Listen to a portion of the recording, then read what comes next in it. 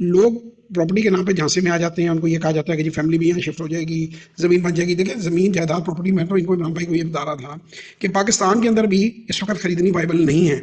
देखिए जिस आदमी के पास तो कैश फ्लोज है, प्रॉपर्टी जो है वो एक एसेट नहीं, एक लाइबिलिटी है अगर आपके कैश फ्लोज नहीं है, अगर बिजनेस नहीं है। लेट से किसी आदमी का कोई 3 करोड़ का कारोबार है, वो उसको बेच के बैरिया टाउन में या डीएचए में 5 मरले का मकान ले लेता है, तो उसका किराया 75,000 रुपया महीना है, नए लश पश किए हुए का। 2 महीने का प्रॉपर्टी टैक्स जाता है, साल की 9 लाख कलेक्शन है, 7 लाख आपके हाथ में आएगा। ठीक है, और 5 साल के बाद वो 35 लाख रुपया बनेगा जो आपके हाथ में किराए की फॉर्म में आया। पहली बात तो ये कि 3 करोड़ के पीछे 30-35 लाख रुपया तो आपको बैंक ही साल के अभी भी दे रहे हैं हालात में। बैंक की 1% भी आप लगाएं तो 3 लाख बन जाता होता है एवरेज साल के बाद घटे।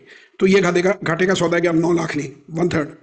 दूसरा, वो मकान जो है जितनी उसकी वेयर एंड टेयर होगी, जो 4-5 साल अगर कोई किराए पे उसे इस्तेमाल करेगा तो उसको तोड़ के चला जाएगा, और उसमें आपके 50-60 लाख रुपए लगेंगे उसकी रिपेयर मेंटेनेंस, क्योंकि फिनिशिंग महंगी है और चीज़ें महंगी से महंगी हो रही हैं। अलमारियाँ, बेसन, दूसरी चीज़ें, पाइपें, हर चीज़, घर डिटोरिएट होता है।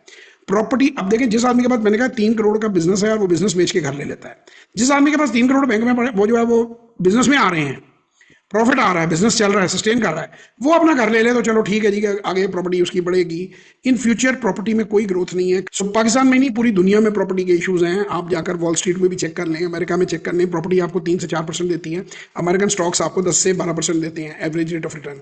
पाकिस्तान में 20-22% देता है average rate of return stocks जो है। प्रॉपर्टी यहाँ पे भी 4 से 5% देती है अगर आप वाइड स्प्रेड में लेंगे।